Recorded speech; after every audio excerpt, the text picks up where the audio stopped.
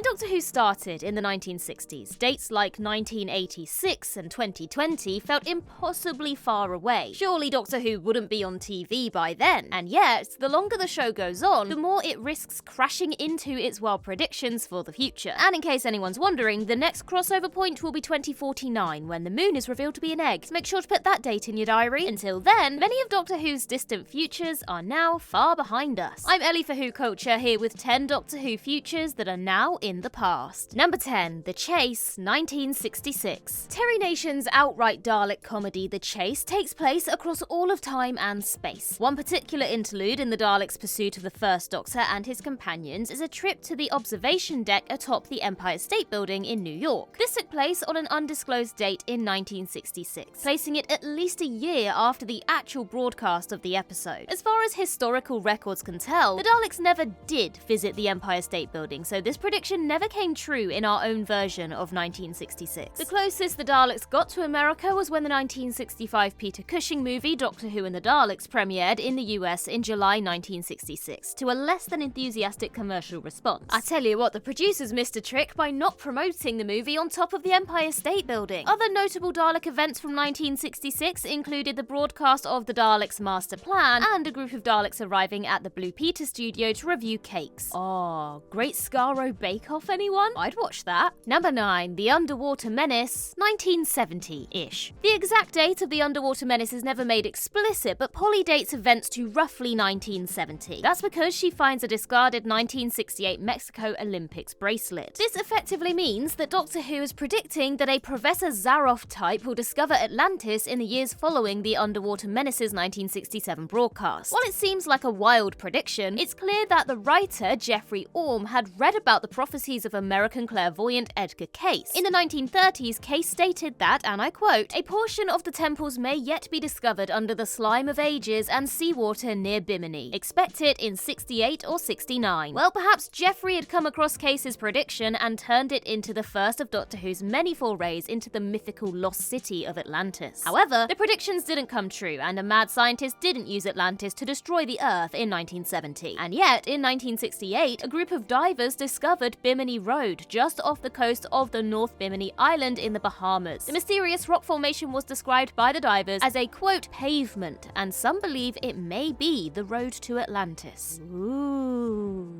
Number 8, The 10th Planet, 1986. In the 1966 serial The 10th Planet, Doctor Who confidently predicted that in 1986 we would discover a 10th planet in our solar system. In the real 1986, the Voyager space probe had only made it to Uranus, the 7th planet from the Sun. The progress of human space exploration hadn't been nearly as quick as writers Kit Pedler and Jerry Davis predicted. William Hartnell's final Doctor Who serial also predicted that at the height of the space race, humanity would have abandoned national borders to embrace an international approach to space exploration. Well, sadly, this wasn't true either, and the Chernobyl disaster and ensuing Soviet cover-up was a particularly bleak example of the lack of trust between nations in 1986. The only saving grace of the 10th Planet's vision of the future is that 1986 didn't see a race of cybernetically augmented humanoids and a Z-bomb nearly destroy the Earth. Silver linings. Number 7, The Chase, 1996. 30 years after the Daleks landed on top of the Empire State Building, they rocked up at the Frankenstein's House of Horrors attraction at the 1996 Festival of Ghana. Haunted house attractions were much more technologically advanced in Doctor Who's version of 1996. The robotic Dracula and Frankenstein were so convincing that the First Doctor believed the TARDIS and the Daleks had somehow managed to materialize inside the dark recesses of the human mind. Perhaps the convincing nature of the horrifying monsters was why the attraction and the festival was apparently cancelled by Peking. Though quite what the People's Republic of China would have to do with a festival in a West African nation is anyone's guess. In that same year, and 1,000 miles away, the 11th Doctor crash-landed in the Garden of Amelia Pond at the start of the 2010 episode The 11th Hour. And now get ready to have your mind blown, because where 1996 was 30 years in the future for William Hartnell, it was already 14 years in the past for Matt Smith and Karen Gillan. Mind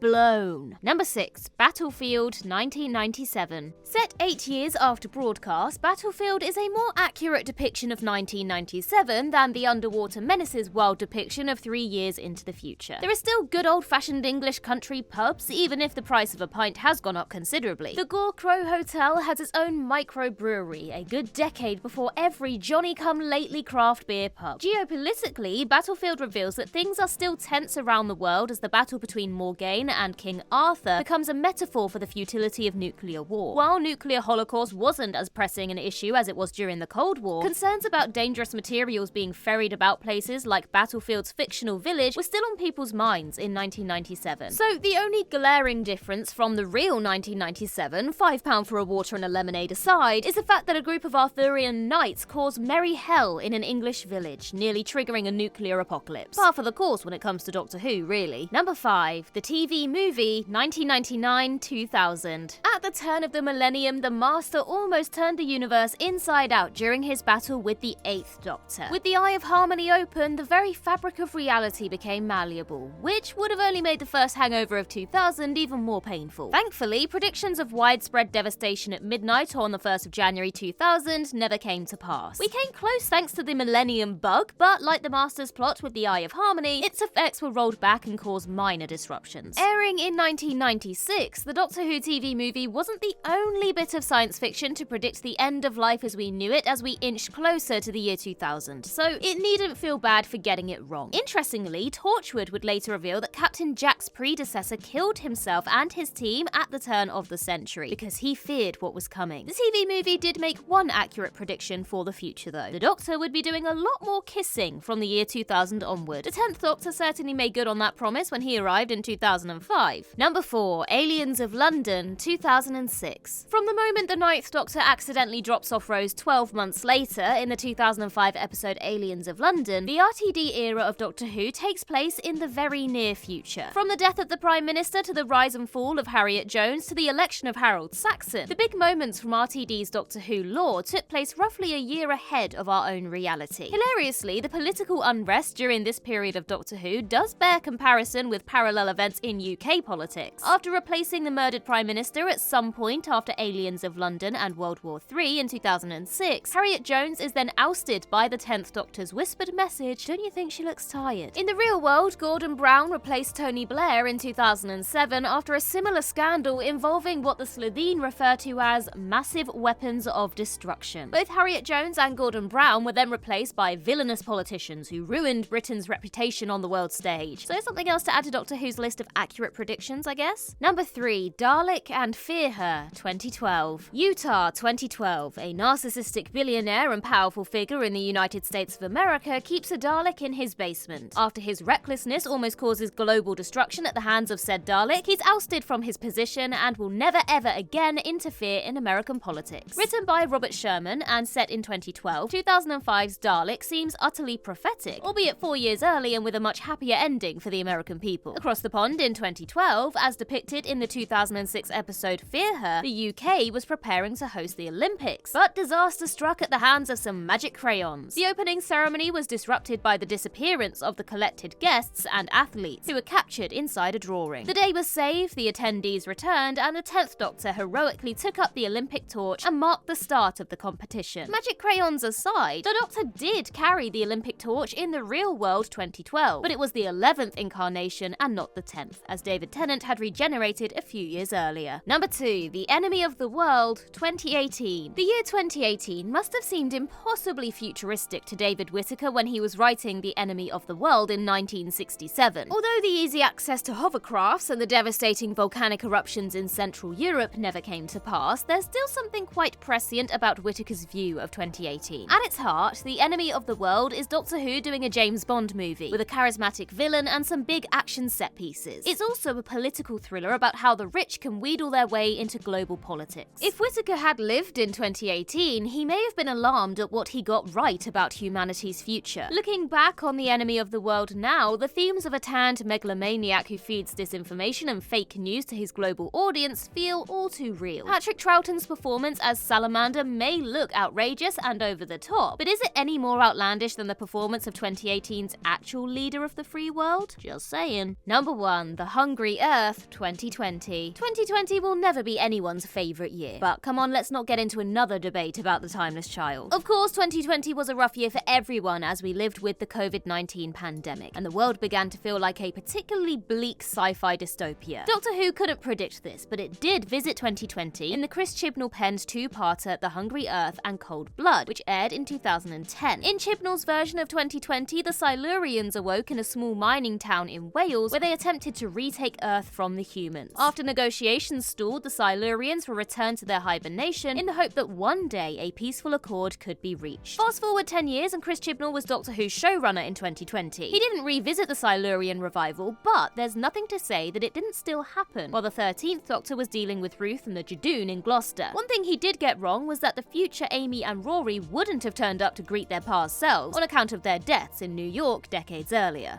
Oh, and now I'm sad. And there you have it, but while we're on the topic of the future, why not check out 10 times Doctor Who accidentally predicted our future. In the meantime, I've been Ellie for Who Culture, and in the words of River Song herself, goodbye, sweeties.